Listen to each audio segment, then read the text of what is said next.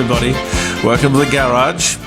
I'm looking forward to talking to you on Friday from the dining room table where we can have a chat, and you'll see the phone number pop up on the garage door when I say goodbye today. It's coming together well. I mean, I don't exactly know what we're creating, but I sense it's interesting. I really do. Guests on Friday will be Andrew Killey, who is the most brilliant guy in advertising. I mean, he was the guy that people would come to South Australia to get him to work. Sydney, Melbourne, they'd come here to talk to Andrew because he was the genius. Still is. Don't know why he retired. Anyway, it's interesting. That's not rain, is it? No, because it's quite warm here at the moment. You know, it's a spring day, I tell you. It's out in the garden, you can see springs busting out everywhere. Anyway, Andrew Killey will be on the show on Friday. Christine Esau, who was with me in the early days of the Court of Public Opinion here in the garage when we were doing it on Channel 44. She was one of the ladies of wisdom who would come in and talk to us. And Leon Biner as well. Leon Biner, a man who has made his enormous impression on radio and television in Australia. So I look forward to that. Speaking of radio, just quickly, I don't dwell on the radio ratings, but radio ratings to me are a little bit like the stars. You know, when you read the stars, your personal astrology, when it's good, you believe it. When it's not, you don't. But it seems that Mix, my old station, it wasn't called Mix when I owned it, it was 5AD FM 102.3.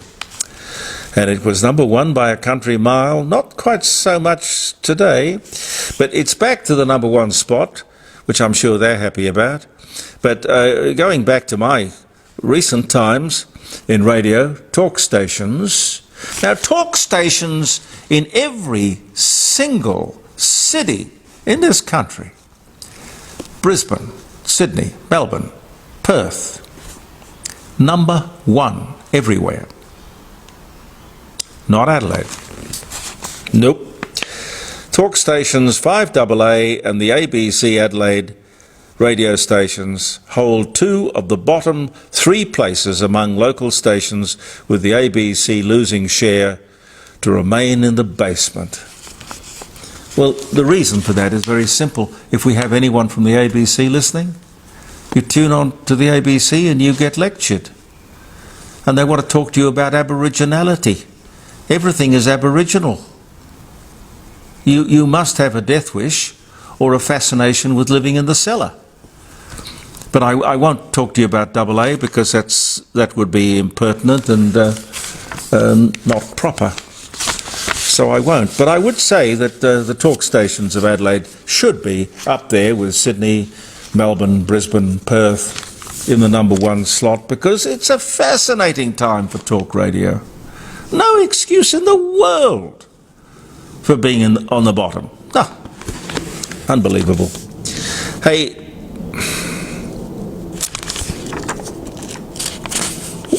what do you think? What do you think is the favourite Australians' favourite animal sound? Well, for me, yeah, the magpie by a mile. The magpie. Oh, of course, yeah. You haven't looked at this, have you? No. You haven't cheated? No.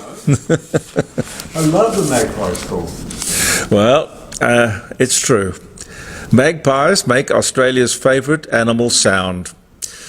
But their calls are more than just a pretty tune, it says here.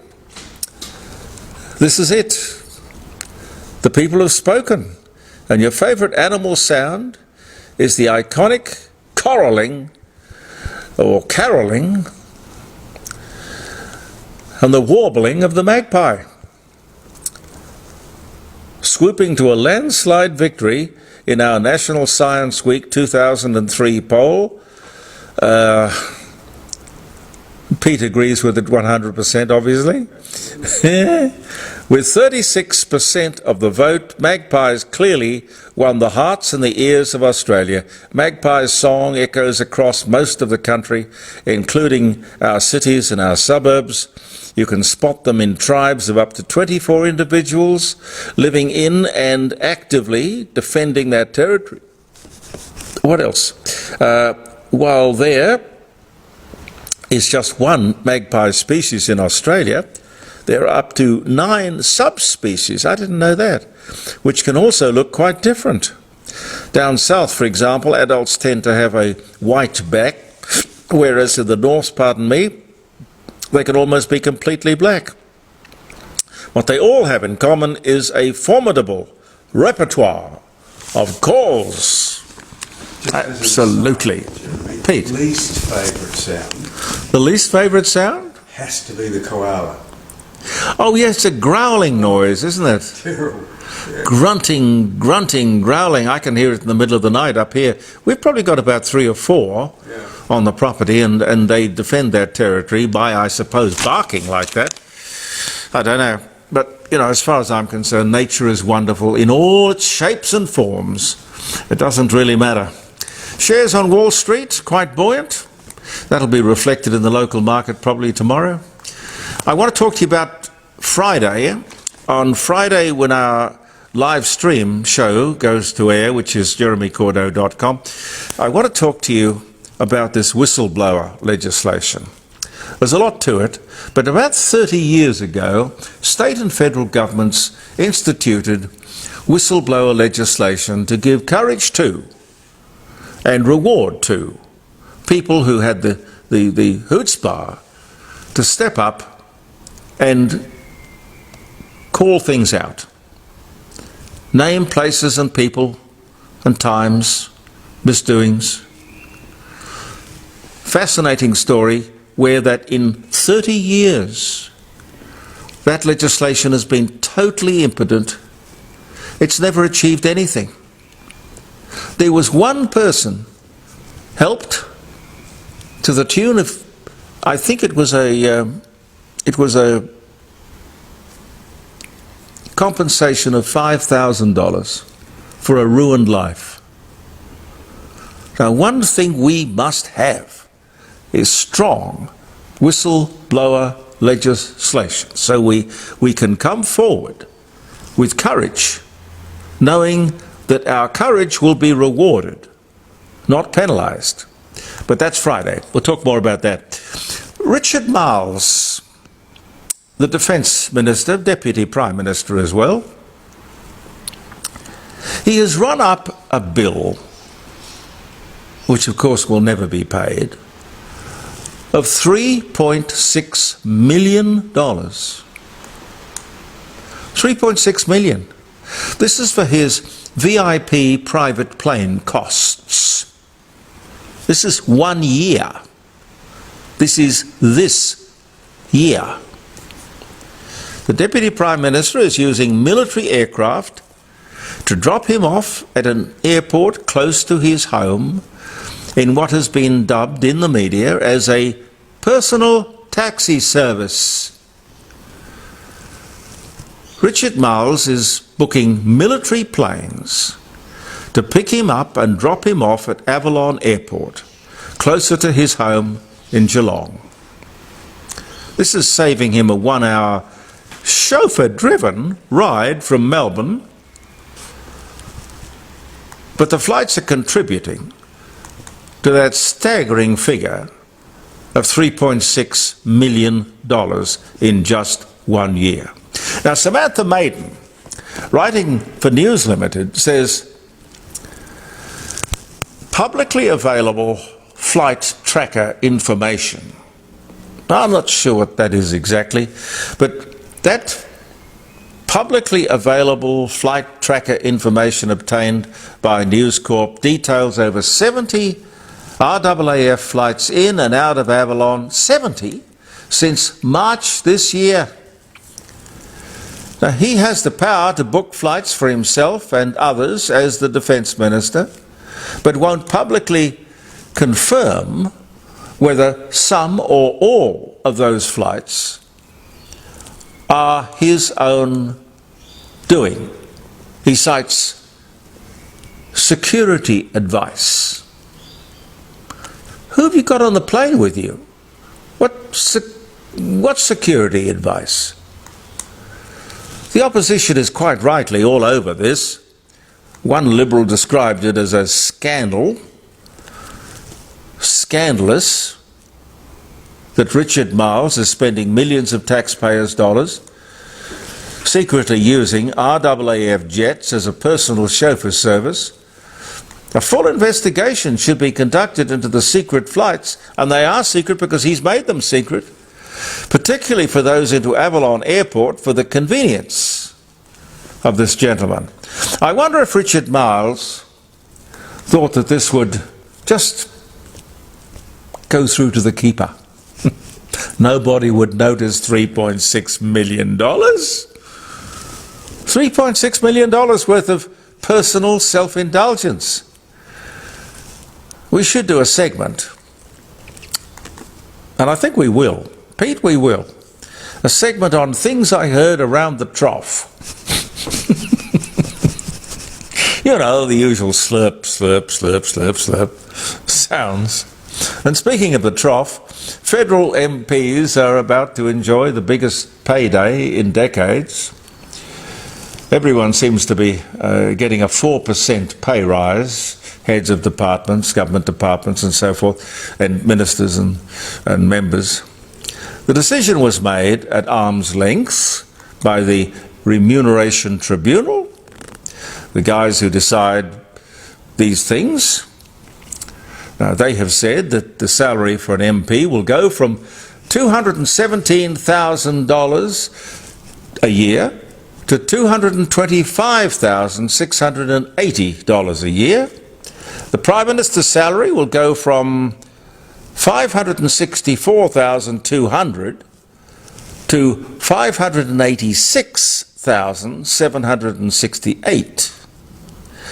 Peter Dutton, Leader of the Opposition's salary goes from $401,450 to $417,508 a year. It's interesting, you know. It would be a vexed question as to what these people should be paid, as opposed to what they actually earn or what they are actually worth.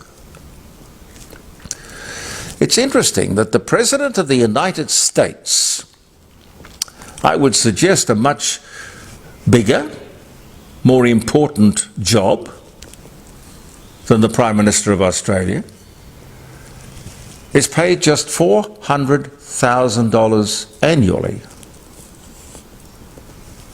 Now, the Prime Minister of Australia looks after a country of 26 million. The President of the United States is responsible for a country with a population of about 350 million people. But anyway, just going back to the salaries. He is paid now, the President, $400,000 annually, and that amount was set by Congress in 2001.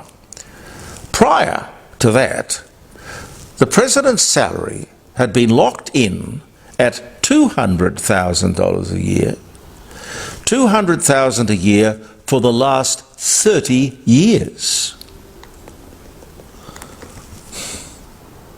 When here in Australia, we've got the ludicrous situation where heads of various government departments, services and whatnot, are paid around $1 million, sometimes over $1 million a year.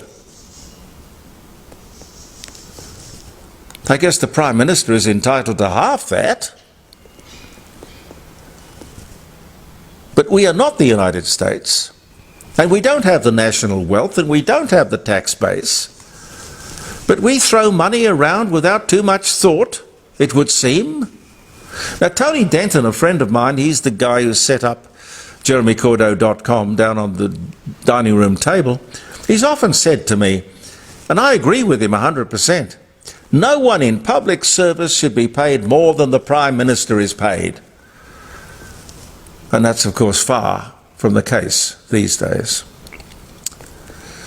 Have we got time for some dates? Yeah. Oh. Goody, goody, goody. It's almost the end of the month. It's August 30. And here in the garage, in the Court of Public Opinion, I can tell you that on this day in 2015, English author Frederick Forsyth, Day of the Jackal, he reveals that he worked for MI6 for almost 20 years. I'm surprised that MI6 let, and I have spoken to Frederick Forsyth every time he had a book out, and that was probably once every couple of years. So I've talked to him many times.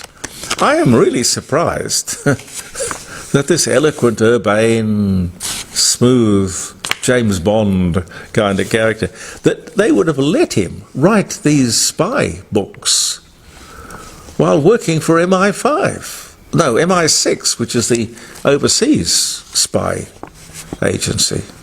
It's interesting. Anyway, what else can I tell you?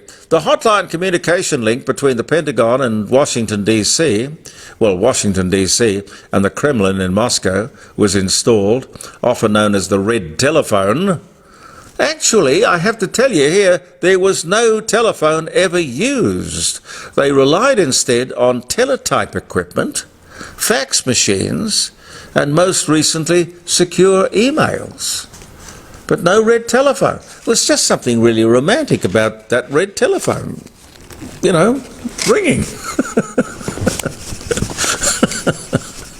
Oh, well, I guess that's the way it is. That was 1963, that hotline was put in place without the red telephone.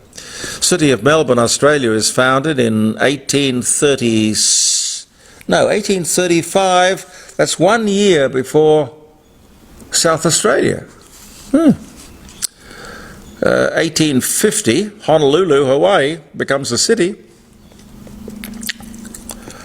1963, Guy Burgess, English-born spy, Soviet spy, dies of acute liver failure at 52. 63, that was. The Late Show with David Letterman debuts on CBS. One of the last good things that CBS have done, I think.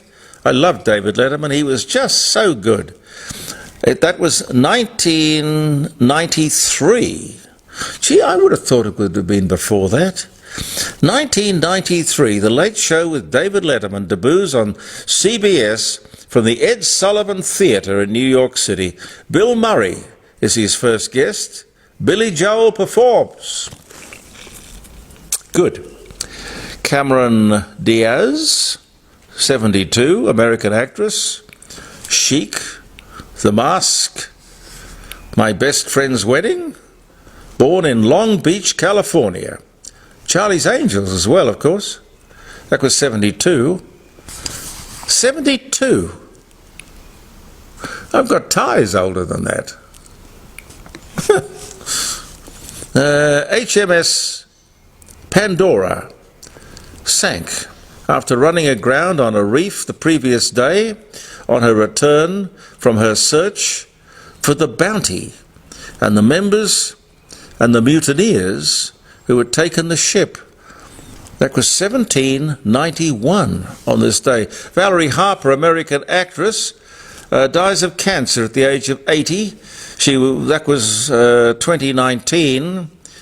American songwriter, the great Carole King, 17 years old, weds American lyricist Jerry Goffin, 20. They divorced in 1969 but married this day in 1959, and the songs they wrote together were just wonderful. I don't know about their marriage, but they certainly knew music of my era anyway.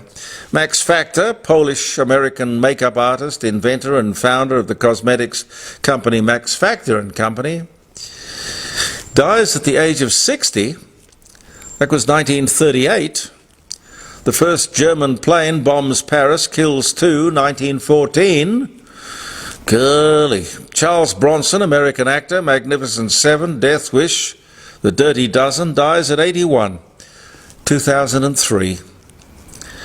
1993, 150 million.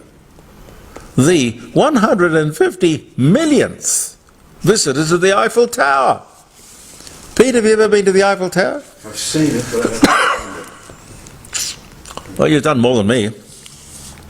Golly. And Warren Buffett, interesting guy, 1930, American business magnate, world's wealthiest person in 2008, born in Omaha, Nebraska. I don't know whether he's still alive or not, but you know, he was very frugal. He used to drive around in this beige-coloured Volvo, a sort of 1960s or 70s Volvo, and he could have afforded anything. But he was very frugal, Warren Buffett. The first record released by Apple, the Beatles single Hey Jude, 1968, and one more, Nancy Wake, New Zealand-born World War II secret agent, 1912. I spoke to her, what was her book called? Was it The White Mouse? There was a radio serial called The White Rabbit, but that was different. I think they called it The White Mouse. Born in Wellington, New Zealand, died in 2011. Gee whiz, lovely lady. Thank you so much for viewing the Court of Public Opinion. Ladies and gentlemen, I remind you again to join us on Friday from the dining room table, jeremycordeaux.com. That's all it is. Very simple, jeremycordeaux.com. And we'll deal with a lot of this stuff and flesh out some of these bones with a lot of special guests as well. Believe in yourself. Pete and I will be back tomorrow. Bye for now.